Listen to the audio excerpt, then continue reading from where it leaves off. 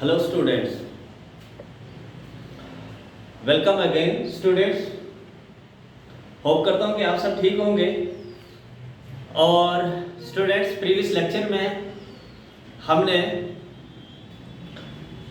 Lecture पे हमने exercise 1.1 से रिलेटेड जो इंट्रोडक्शन पार्ट था वो हमने कंप्लीट किया और उम्मीद करता हूँ कि आपने देखा होगा और अच्छे से समझा होगा।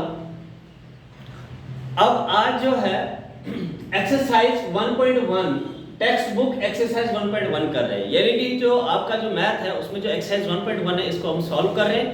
और क्वेश्चन नंबर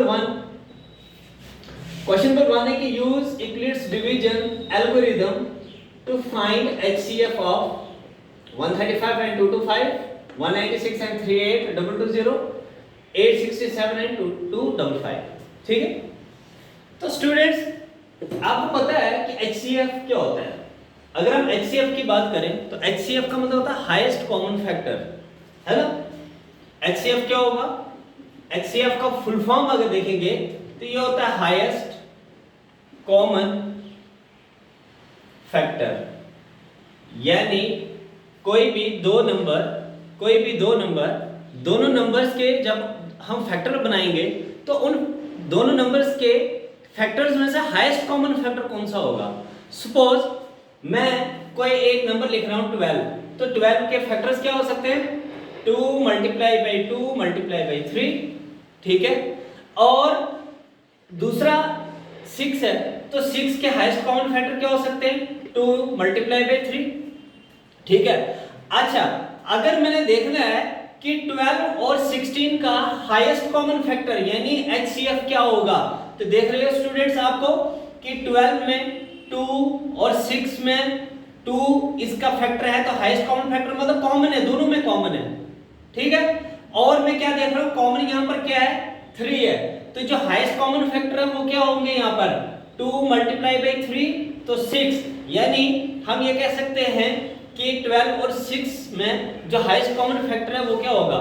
6 होगा, ठीक है। फैक्टराइज मेथड से जब हम इनको फैक्टर्स इनके बनाते हैं, फैक्टर्स बनाने के बाद देखेंगे दोनों नंबर्स में जो कॉमन फैक्टर है, दोनों नंबर्स में जो कॉमन फैक्टर है उन्हीं को हम नोट करते हैं, ठीक है। अगर एक ही होता, सपोज यहाँ 3 ना होता 5 होता, अगर यहाँ पर एक ही कॉमन होता तो तब हम एक ही लिखते हैं, ठीक है। लेकिन अगर यहाँ पर दो कॉमन है तो हम दोनों को लिखेंगे और मल्टीपल में ये 6 आ जाएगा। होप कि यहाँ तक समझ आ रही होगी आपको। अभी मैं इससे रिलेटेड क्वेश्चन करवाऊंगा, बिल्कुल क्लियर कर दूंगा सब कुछ, ठीक है। तो चलिए स्टूडेंट्स, अब फोकस करते हैं एक्सरसाइज पर कि एक्सरसाइज क्या कहती है। इस एक्सरसाइज में हमने करना क्या है? इस एक्सरसाइज में हमने HCF निकालना है। स्टूडेंट्स, आप HCF निकालते आए हो, आज से पहले डिवीजन मेथड से भी निकालते आए हो, आपने प्राइम फैक्टराइजेशन मेथड से भी HCF निकाला होगा, ठीक है। 7th आई थिंक क्लास 6 या 7th में स्टार्ट हो जाता है HCF निकालना, या 5th क्लास 5th में, आई एम नॉट श्योर। तो HCF आपने निकाला होगा। HCF हम निकालेंगे प्राइम फैक्टराइजेशन मेथड से भी निकाल सकते हैं और HCF को हम डिवीजन मेथड से भी निकाल सकते हैं। अब क्वेश्चन यहाँ पर क्या है? क्वेश्चन यहाँ पर है कि यूक्लिड्स डिवीजन एल्गोरिथम की मदद से आप HCF निकालो इन दो नंबर्स का, ठीक है। तो इन दो नंबर्स को सॉल्व करने से पहले हम कोई एग्जांपल लेते हैं, ठीक है। कोई एग्जांपल लेके पहले एग्जांपल को सॉल्व करेंगे और एग्जांपल को जब हम सॉल्व करेंगे तो आपको एक थोड़ा मोटा आइडिया हो जाएगा कि कैसे हम HCF निकालते हैं यूक्लिड्स डिवीजन एल्गोरिथम की मदद से। तो मैं कोई दो नंबर्स लेता हूं, मैं लेता हूं सपोज मैं यहां पर कोई दो नंबर लेता हूं, मैं लेता हूं 98 एंड 46, ठीक है। और मुझे कहा जाता है कि आपने HCF निकालना है किसका? 98 और 46 का HCF निकालना है, ठीक है। 98 और 64 लिख लिया, चलो कोई इश्यू नहीं, 64 का भी निकाल सकते हैं, 46, ठीक है। 46 का ले लो। अब HCF निकालना मुझे इन दो नंबर्स का, ठीक है। तो मैं क्या करूंगा, पहले मैं डिवीजन मेथड अप्लाई करूंगा। डिवीजन मेथड में मैं क्या करूंगा, आपको पता है कि 98 बड़ा है या 46 बड़ा है? Which one is the greater? Obviously 98 is greater। तो मैं क्या करूंगा, 98 को मैं डिवाइड करूंगा किससे? 46 से, ठीक है। अगर मैं 46 का टेबल देखूं तो 1 से करूंगा तो 46 ही आएगा, लेकिन अगर 46 को मैं 2 से करता हूं तो 6 to the 12 कैरी गया 1, 4 to the 8 192। तो 2 अगर मैं 3 से करूंगा 46 मल्टीप्लाई बाई 3 तो ये कितना हो जाएगा 6 is 18 और 4 is 12 और 13 138 हो जाएगा। ठीक है, तो आई थिंक ये ज्यादा हो गया। ठीक है, तो हम क्या करेंगे, हम 42 मल्टीप्लाई बाई 92 यही लेंगे ना, यानी 46 को जब हमने 2 से मल्टीप्लाई किया तो कितना आंसर आया हमारा 92। अब 8 में से 2 निकालेंगे तो कितना होगा, 8 में से 2 माइनस करेंगे तो आंसर क्या रहेगा हमारा 6, और यहाँ तो 9 था, 9 में से 9 निकाला तो हमने 0 बच गया हमारा। अब HCF में जब हम डिवाइड करते हैं तो थोड़ा सा पैटर्न हम चेंज कर लेते हैं। जब भी हमारा कुछ रिमाइंडर बच जाता है वो रिमाइंडर जो है वो नेक्स्ट स्टेप में डिवाइजर बन जाता है। मैंने आपको बताया था प्रीवियस लेक्चर में कि डिविडेंड क्या है, डिवाइजर क्या है, क्वोशिएंट क्या है, रिमाइंडर क्या है। तो यहां पर जब हम डिवाइड कर रहे होंगे जो भी हमारे यहां पर रिमाइंडर बचेगा तो नेक्स्ट स्टेप में ये जो रिमाइंडर है ये हमारे डिवाइजर बन जाता है। ठीक है, और फर्स्ट स्टेप में जो फर्स्ट स्टेप में डिवाइजर था वो यहां पर क्या बन जाएगा, डिविडेंड बन जाएगा। आई बात समझ, जो यहां पर रिमाइंडर था वो ये मान लो ये फर्स्ट स्टेप है, अभी मैं सेकंड स्टेप कर रहा हूं, ये सेकंड स्टेप कर रहा हूं मैं। तो फर्स्ट स्टेप में जब हमने 46 को 2 से किया 92 तो 8 में से 2 निकाला तो 6, ये जो 6 था ये फर्स्ट स्टेप में क्या था, इसका रिमाइंडर था ना। अब सेकंड स्टेप में क्या होगा, ये जो रिमाइंडर है ये सेकंड स्टेप में क्या बन जाएगा, डिवाइजर, और जो फर्स्ट स्टेप में डिवाइजर था ये यहां पर क्या बन जाएगा, डिविडेंड बन जाएगा। ठीक है, अब देखिए 6 6 36, 6 7 42 करेंगे, और अगर 6 8 से करेंगे तो 48 होगा, वो तो ज्यादा होगा। तो 6 में से 2 निकाला बचा कितना 4, और 4 में से 4 निकला तो 0। अब अगेन वही चीज स्टेप थर्ड में स्टेप 2 में जो रिमाइंडर आया था वो कितना आया था 4 आया था। अब स्टेप 3 में ये जो यहां पर रिमाइंडर था स्टेप 2 में, ये स्टेप 3 में क्या बन जाएगा, इसका डिविडेंड बन जाएगा ना, बनेगा कि नहीं। अब देखिए स्टूडेंट्स 4 1 4, 6 में से 4 निकाला 2, और अब ये दोबारा से यहां पर डिविडेंड बन जाएगा तो क्या होगा 2 2 4 बचा 0। ठीक है, तो इस तरह से हमने HCF निकालते जाना जब तक कि हमारा रिमाइंडर जो है वो 0 ना बच जाए।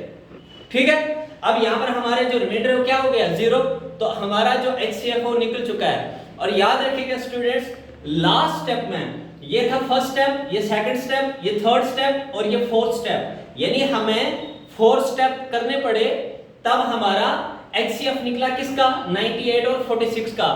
तो किसी क्वेश्चन में आपको 5 स्टेप भी करने पड़ेंगे, कोई तो फर्स्ट स्टेप में निकल आएगा, कोई सेकंड स्टेप में निकल आएगा।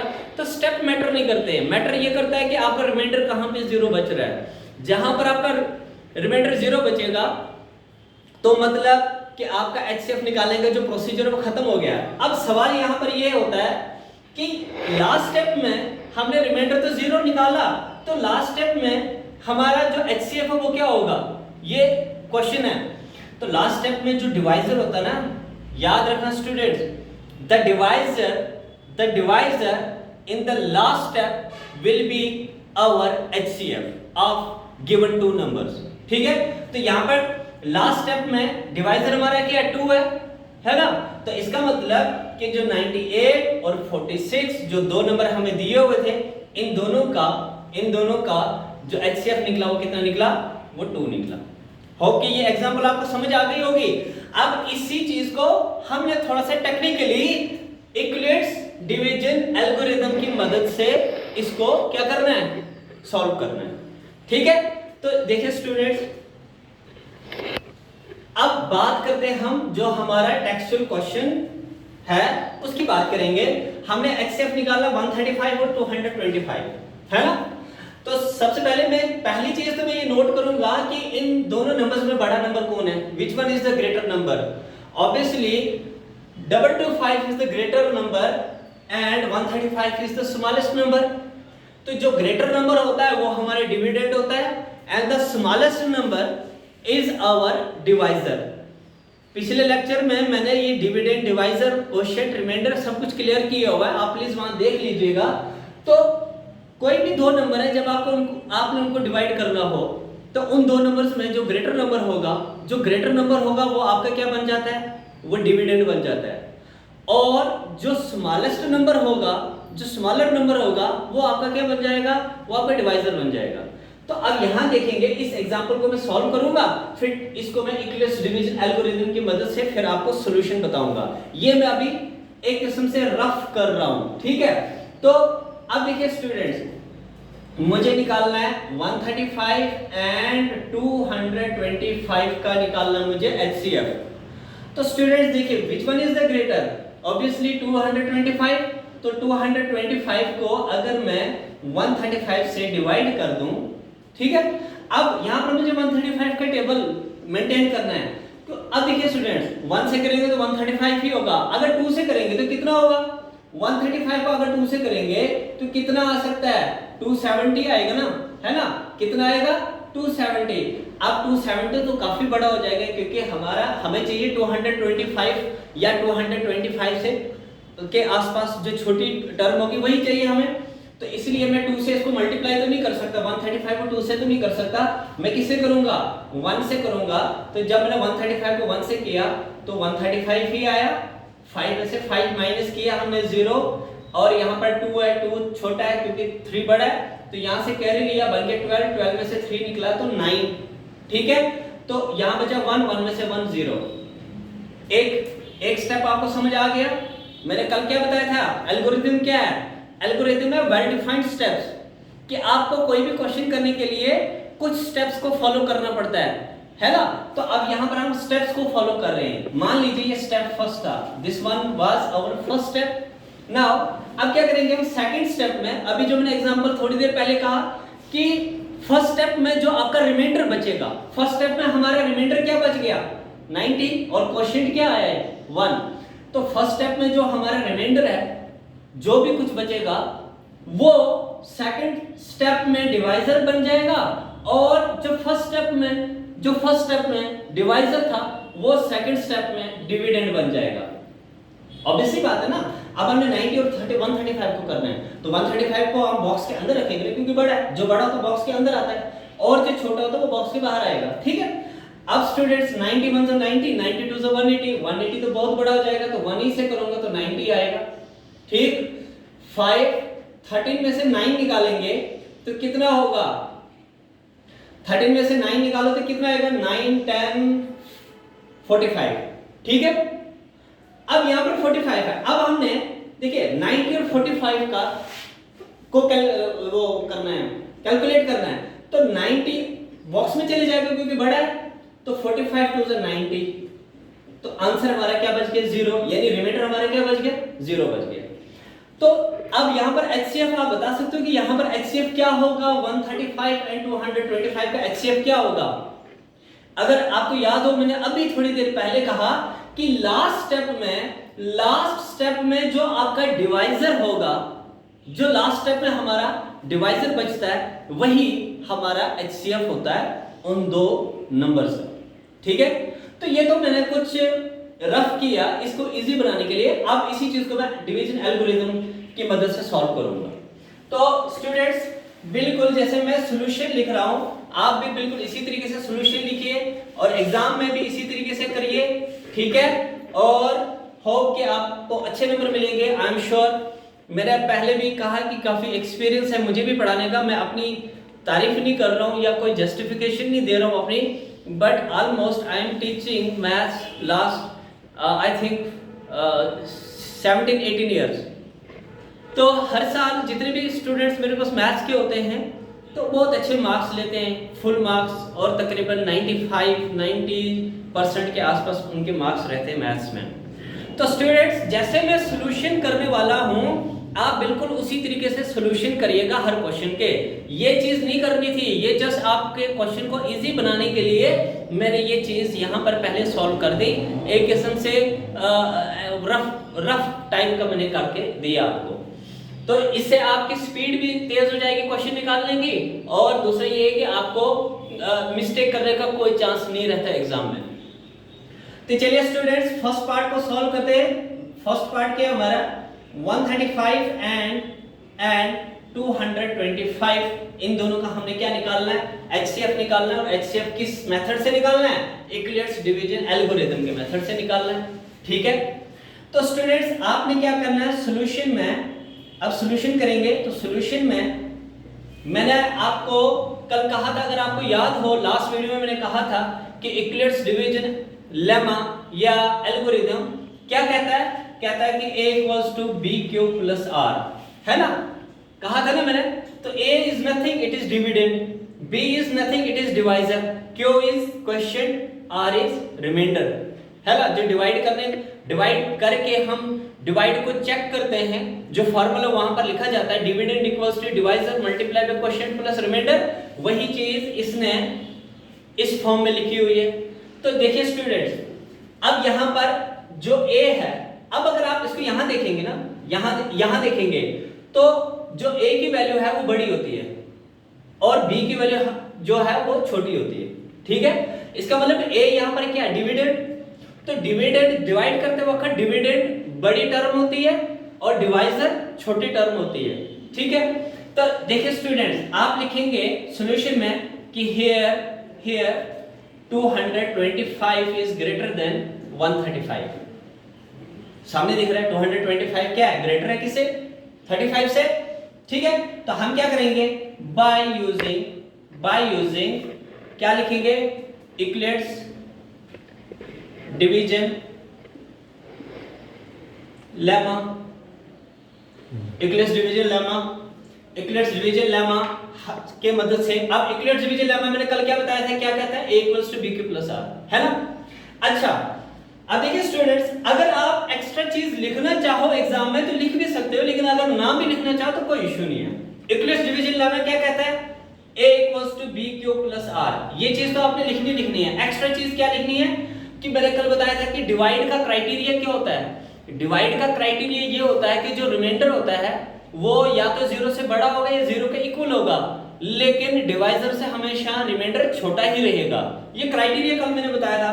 तो इसको अगर आप लिखना चाहो एग्जाम में तो हम लिख सकते हैं कि r is greater than equal to 0 but less than b, b मतलब डिवाइजर, b का मतलब क्या है, डिवाइजर। ये चीज अगर चाहो आप तो एग्जाम में लिख सकते हो, लेकिन अगर नाम भी लिखना चाहो तो कोई इशू नहीं। अब मैंने आपको क्या कहा, मैंने कहा कि 225 और 135 का HCF निकालना है। तो स्टूडेंट्स इन दोनों में बड़ा कौन है, 225 है ना। तो जो बड़ा होता है ना उसकी वैल्यू क्या, जो बड़ा होता है ना वो a की वैल्यू होती है। तो बड़ा कौन है यहाँ पर 225 और छोटा कौन है 135। तो जो छोटा होता है वो किसकी वैल्यू होती है, वो होती है b की वैल्यू, है ना। a की वैल्यू 225 और b की वैल्यू 135। अब अगर इसको यहां देखेंगे, हमने जब डिवाइड किया था 225 को 135 से डिवाइड किया था तो हमारा क्वेश्चन क्या बचा था, यहां पर 1 बचा ना। तो क्यों की जगह हम क्या लिखेंगे 1, ठीक है, क्योंकि 135 को 1 से किया था तो 135 ही आया। और जब हमने माइनस किया तो रिमाइंडर क्या बचा हमारा, यहां पर 90 बचा। तो इसका मतलब जो रिमाइंडर है वो क्या बच गया हमारा 90। और मैंने कहा कि तब तक हम HCF का प्रोसीजर कंटिन्यू रखेंगे जब तक कि हमारा रिमाइंडर 0 नहीं आ जाता, ठीक है। तो इसका मतलब यहां पर रिमाइंडर हमारा भी 0 नहीं आया, तो आप लिखोगे r is not equal to 0, r अभी हमारा 0 नहीं आया। इट मींस कि अभी हमें आगे और स्टेप्स को फॉलो करने पड़ेंगे, ठीक है। अच्छा अब यहां देखेंगे तो अब जब 90 हमारा रिमाइंडर बचा था, अब हमने किसको डिवाइड किया था 90 को 135 से, मतलब ये अंदर चला गया था। तो इसका मतलब अब 135 और 90 का हमने क्या निकालना है, HCF ने, मतलब इनको कैलकुलेट करेंगे। तो अब 135 और 90 में बड़ा कौन है, 135 और 90 में बड़ा कौन है 135 है ना। तो अब 135 a की वैल्यू बन जाएगी, a की वैल्यू बन जाएगी और b की वैल्यू क्या बन जाएगी 90, b की वैल्यू क्या बनेगी 90। अब देखिए स्टूडेंट्स, मैंने यहां पर किया था 90 को किससे मल्टीप्लाई किया था मैंने 1 से, तो आया था 90 और नीचे बचा 45। ये जो 1 है ये क्वोशिएंट है और जो 45 है ये क्या रिमाइंडर है ना। तो वही तो वैल्यू हमने यहां लगानी है, यही तो लगानी। क्वोशिएंट कितना बचा था हमारा 1 और रिमाइंडर कितना बचा हमारा 45। Again r is not equal to 0। अब यहां अभी भी हमारा r यहां पर 0 नहीं आया, इसका मतलब अगला स्टेप और फॉलो करना पड़ेगा। तो आगे का स्टेप क्या होगा, अब यहां पर पहले हमने क्या किया था, यहां पर हमने पहले 225 और 135 को किया था तो 90 आया। फिर हमने क्या किया, दूसरे स्टेप में 135 और 90 को कैलकुलेट किया। अब यहाँ पर 90 और 45 को करेंगे, जैसे मैंने यहाँ पर किया 90 और 45 को कैलकुलेट करूंगा। तो अब थर्ड स्टेप में यहाँ पर कर रहा हूँ, ठीक है, थर्ड स्टेप यहाँ करूंगा 90 और 45 का। तो थर्ड स्टेप में देखिए 90 और 45 में ए की वैल्यू कौन रहेगा, 90 रहेगा ना, और बी की वैल्यू क्या रहेगा 45। तो 45 को जब हमने 2 से किया था तो 90 आया, तो रिमाइंडर क्या बचा था हमारा, 0 बच गया था ना। तो अब यहाँ पर r हमारा क्या आ गया 0। यहाँ पर r was not equal to 0, here r was not equal to 0, but here r is equal to 0. It means our division procedure is complete. Now अब क्या करेंगे, अब हमने लिखना है कि HCF आया कितना, इस मेथड से हमारा HCF आया कितना। तो HCF ऑफ किसका 135 एंड 225 का जो HCF आया वो कितना आया, वो कितना आएगा। तो मैंने अभी कहा था आपको कि लास्ट स्टेप में, जिस स्टेप में आपका रिमाइंडर 0 बचेगा, उस स्टेप में जो डिवाइजर की वैल्यू होगी, जो डिवाइजर की वैल्यू होगी वही आपका HCF होगा। तो लास्ट स्टेप हमारा कौन सा है, लास्ट स्टेप हमारा कौन सा, ये है ना। तो इसमें डिवाइजर क्या है 45, या यूं भी कह सकते हो लास्ट स्टेप में जो b की वैल्यू होगी, लास्ट स्टेप में जो b की वैल्यू होगी वही हमारा HCF होगा। तो लास्ट स्टेप में b की वैल्यू क्या है 45। It means the highest common factor of 135 and 225 is what 45। This is done. ठीक है स्टूडेंट्स, ये जो है ये हमने क्वेश्चन को कर लिया। ठीक है, होप कि अभी आपको अच्छे से समझ आया होगा। ठीक है, अगर कोई प्रॉब्लम रहती है तो आप मुझे जरूर प्लीज कमेंट करिएगा। तो चलिए अब हम चलते हैं क्वेश्चन नंबर 2 की तरफ और उसको सॉल्व करते हैं। ठीक है, क्वेश्चन नंबर 2 सॉल्व करते हैं। तो क्वेश्चन नंबर 2 क्या है, क्वेश्चन नंबर 2 क्या है, तो क्वेश्चन नंबर 2 को हम सॉल्व करेंगे। क्वेश्चन नंबर 2, तो स्टूडेंट्स अब हम करेंगे सेकंड पार्ट हमारा क्या है कि हमने 196 एंड 38220 का HCF निकालना है ना।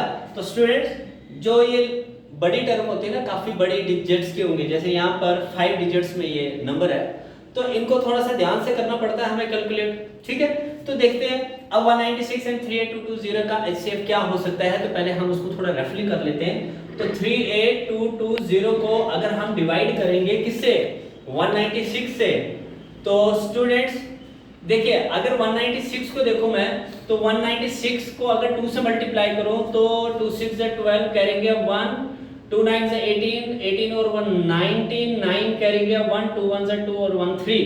तो स्टूडेंट्स 392, जबकि अगर मैं इन 3 डिजिट्स को लेता हूं तो मुझे मेरा जो 2 से मल्टीप्लाई करने के बाद आता है 392, लेकिन मुझे 382 चाहिए। तो इसका मतलब ये बड़ा हो रहा है, तो 2 से मैं नहीं कर पा रहा हूं, तो मैं 1 ही से इसको मल्टीप्लाई करूंगा तो 196 आएगा। अब यहां से कैरी लिया तो 12 में से 6, यहां बचा 7, यहां से कैरी लिया तो 17 में से 9, तो 10 कितना बचा 8। ठीक है, 8 बचा, तो यहां कितना बच गया हमारा 2 में से 1 तो 1, 186। तो 186, तो अब क्या करेंगे हम, इस 2 को हम नीचे अगर शिफ्ट करते हैं तो 196। तो स्टूडेंट्स अगर हम 196 को, ये भी एक तरीका है कि पहले इसको 10 से कर लो, तो देखो कितना आएगा 1960। जब हम 10 से मल्टीप्लाई करेंगे तो बट मुझे 1862 चाहिए, तो इट मींस कि 10 से तो नहीं कर सकता, बट 10 से नीचे कहीं आसपास किसी डिजिट से हो सकता है, या 8 से होगा या 9 से होगा। तो स्टूडेंट्स मैं क्या करूंगा, मैं अगर 9 से करता हूं तो आएगा 9 6 54। ठीक है, 5 कैरी गया यहां पर, तो 9 9 से 81 और 5 86, तो 6 कैरी गया 8, 9 1 से 9 और 10 और 17, तो ये आया 1764। यानी 9 से जब मैंने किया तो आया 1764। ठीक है, तो अब हम इसको माइनस करेंगे, तो 12 में से 4 8, यहां बचा 5, यहां से लेंगे 15 में से 6 9, बचा 7 में से 7। ओके, अब यहां पर नीचे उतरेगा 0, तो 980 तो अगेन वही स्ट्रेटेजी अपनाएंगे। अगर हम 10 से करते हैं तो वो तो काफी बड़ा हो जाएगा। तो अब देखिए स्टूडेंट्स, हमने देखो ये एक स्ट्रेटेजी में बता रहा हूं आपको। जैसे यहाँ पर 6 है, अगर मैं 2 से मल्टीप्लाई करता हूँ 6 2 से 12, पहला डिजिट यहाँ पर 2 होगा, तो मुझे यहाँ पर 2 नहीं चाहिए, मुझे 0 चाहिए। तो कोई ऐसा डिजिट मैं यहाँ लगाऊं कि उस डिजिट को जब मैं 6 से मल्टीप्लाई करूं तो 0 आना चाहिए। तो ऑब्वियसली मुझे लगता है कि 5 है, तो जब मैं 5 से करूंगा तो 5 6 30, 0 करेंगे 3, तो 5 9 45 और 3 48, 8 करेंगे 4 5 1 5 और 9, यस। तो ये कितना 196 को जब हम 5 से मल्टीप्लाई करेंगे तो ये आएगा 980। तो स्टूडेंट्स ये लंबा नंबर था, इसलिए मैंने इसको इस तरह से डिवाइड कर दिया। तो अब देखिए स्टूडेंट्स, सॉल्यूशन पर आते हैं कि सॉल्यूशन कैसे हो सकता है इस क्वेश्चन का। हम एग्जाम में इस क्वेश्चन को प्रेजेंट किस तरीके से करेंगे वो मैं बताने जा रहा हूं। तो सॉल्यूशन ये है कि इन दोनों नंबर्स में ग्रेटेस्ट नंबर कौन सा है, बड़ा नंबर कौन सा है, 38220 है ना। तो हम क्या करेंगे कि हम लिखेंगे 38220 इज ग्रेटर देन, किससे ग्रेटर है, 196 से, है ना। तो अगर ये इससे ग्रेटर है तो अब हमने क्या करना है, यूक्लिड्स डिवीजन एल्गोरिथम की मदद से हमने इन दोनों नंबर्स का एचसीएफ निकालना है, ठीक है। तो हम क्या करेंगे, हम लिखेंगे बाय यूजिंग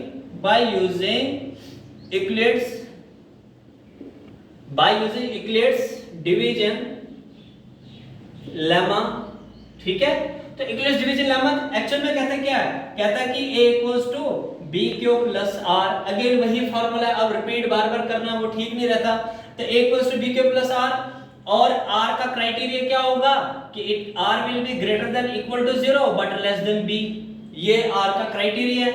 अच्छा, अब मैंने कहा था आपको कि a की वैल्यू कौन होती है दोनों नंबर्स में से, a की वैल्यू दोनों नंबर्स में से कौन सी होती है, बड़ी वाली। इसका मतलब a की वैल्यू यहाँ पर क्या है 38220, और b की वैल्यू कितनी है यहाँ पर 196। अब देखिए स्टूडेंट्स, जब हमने 38220 को 196 से डिवाइड किया तो हमारा क्वेश्चन कितना आया था 195। तो क्वेश्चन हमारा कितना आया 195। तो 195 के बाद करने के बाद रिमाइंडर क्या बचा हमारा 0, रिमाइंडर क्या बच गया 0, मतलब ये फर्स्ट स्टेप में ही सॉल्व हो गया। तो आप यहाँ पर लिखेंगे, क्या लिखेंगे, r is equal to 0, या ऐसे भी लिख लो कि our remainder has now become 0, therefore we stop the procedure। हम स्टॉप कर रहे हैं क्योंकि रिमाइंडर 0 आ गया। तो किसी तरीके से मैं शॉर्ट में करवा रहा हूँ, ठीक है। तो r is equal to 0, हमारा रिमाइंडर 0 बच गया। अब 0 बच गया तो HCF कितना आएगा इन दोनों नंबर्स का, therefore HCF of 38220 एंड 196, इन दोनों का HCF क्या होगा। अगेन रिकॉल कि चाहे 2 स्टेप में क्वेश्चन सॉल्व हो, 3 में हो, फर्स्ट में क्यों ना हो जाए, या 10 स्टेप्स में क्यों ना सॉल्व हो, तो जहां पर भी जिस स्टेप में भी हमारा रिमाइंडर 0 बचेगा, जिस स्टेप में भी हमारा रिमाइंडर 0 बचेगा, उस स्टेप में जो b की वैल्यू होती है, जो b की वैल्यू होगी वही हमारा HCF होगा। तो देखिए यहाँ पर फर्स्ट स्टेप में ये सॉल्व हो गया। अब ये तो a की वैल्यू है, ये b की वैल्यू है, तो इसका मतलब क्या होगा कि इन दोनों नंबर्स का जो HCF होगा वो क्या होगा 196 ही होगा। होप कि अभी तक यहाँ तक आपको समझ आ गया होगा कि इन दोनों नंबर्स का HCF कितना आया है, ठीक है। तो अब स्टूडेंट्स, अब हम करेंगे थर्ड, ये वाला पार्ट, ठीक है। तो स्टूडेंट्स, थर्ड पार्ट हम सॉल्व करने जा रहे हैं। हमने फर्स्ट पार्ट भी सॉल्व कर दिया, सेकंड पार्ट भी सॉल्व कर दिया। होप कि आपको समझ आ रही होगी। और मेरी हमेशा कोशिश रहती है कि मैं बिल्कुल एक जीरो लेवल पर जाकर वहां से आपको समझाना शुरू कर दूं, एक जीरो लेवल से आपको एक्सप्लेन करना शुरू करूं। और छोटी छोटी चीजें मैं आपको बता रहा हूं, ए की वैल्यू, बी की वैल्यू, डिवाइडर वगैरह वगैरह, ये सब मैं बता रहा हूं आपको। तो उम्मीद करता हूं कि आपको समझ आ रही होगी। तो चलिए आप चलते हैं थर्ड जो हमारा क्वेश्चन नंबर फर्स्ट का जो थर्ड पार्ट है, इसको हम सॉल्व करेंगे। तो थर्ड पार्ट क्या है, थर्ड पार्ट हमारा है, थर्ड पार्ट को सॉल्व करेंगे तो ये है 867 एंड 255, इन दोनों का HCF अब हमें निकालना है। तो अब स्टूडेंट्स, अब क्या होगा, 867 है ना, और इसको डिवाइड करेंगे किससे, 255 से। तो स्टूडेंट्स अगेन 255 का हमें टेबल तो मेंटेन करना पड़ेगा। तो 255 को किससे मैं कर सकता हूं, किससे कर सकता हूं, चलिए देखते हैं, 3 से करके देख लेते हैं। 765 तो मतलब कि 3 से हो भी सकता है, बट 4 से चेक करेंगे फिर श्योर हो जाएगा कि हो सकता है कि नहीं हो सकता है। तो 4 से करेंगे। हाँ स्टूडेंट देखिए, 4 से जब हमने किया तो 1020 आया, यानी 1000 से ऊपर चला गया, लेकिन मुझे 867 के आसपास के टर्म चाहिए, तो इसलिए मैं 3 से ही इसको मल्टीप्लाई करूंगा। तो जब मैंने 3 से मल्टीप्लाई किया तो कितना आया, 765। ठीक है, अब माइनस करेंगे, 7 में से 5 माइनस करो तो आपका बचेगा 2, 6 में से 6 0, 8 में से 7 1, 102। अब 102 तो अब ये जो रिमाइंडर है ये डिवाइजर बन जाएगा, और ये जो डिवाइजर था ये यहाँ पर क्या बन जाएगा, डिविडेंड बन जाएगा 255। अब 102 को देखेंगे कितने टाइम्स हम कर सकते हैं ताकि 255 आए हमारा। तो 102 को अगर 2 टाइम्स करेंगे तो ये आएगा 204। तो अगर 102 को 3 टाइम्स करते हैं तो ये आएगा 306, काफी बड़ा हो जाता है। तो इसका मतलब 2 टाइम्स करेंगे तो कितना आएगा 204, यहाँ पर बचा 1 5 और 0। अब ये 51 डिवाइजर बन जाएगा और 102 क्या बन जाएगा, डिविडेंड, है ना। तो 51 2 टाइम्स, यस 2 टाइम्स करेंगे तो 102। तो अब हमारा रिमाइंडर क्या बच गया, 0 यहाँ। ठीक है स्टूडेंट्स, यहां तक इसको, अब इसी चीज को यहां पर हम क्या करेंगे, अप्लाई करेंगे। तो अब सॉल्यूशन की बात करेंगे। आप लिखेंगे here 867 is greater than 255, है ना, बड़ा है। therefore नहीं, by using Euclid's division algorithm. ठीक है, डिवीजन एल्गोरिथम बोलो, लेमा बोलो, कोई इशू नहीं। अच्छा अब देखिए, तो यूक्लिड्स डिवीजन एल्गोरिथम क्या कहता है, a equals to bq plus r where r is greater than equal to 0 but less than b। ठीक है, कॉमा करके। अब देखिए स्टूडेंट्स, a की वैल्यू ग्रेटर होती है ना, तो ये मान लो ये a था ना, तो a की वैल्यू ग्रेटर है 867 और b की वैल्यू क्या होगी 255। तो जब हमने 255 को 3 से मल्टीप्लाई किया, यानी क्वोशिएंट हमारा यहाँ पर क्या आया 3, और 3 के बाद 765 आया, माइनस किया तो 102 बचा, और ये 102 क्या बच गया फर्स्ट स्टेप में, रिमाइंडर।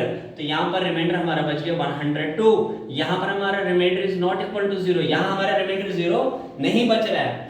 तो अब सेकंड स्टेप में क्या करेंगे, अब सेकंड स्टेप में 255 और 102 है ना, इन दोनों का करेंगे।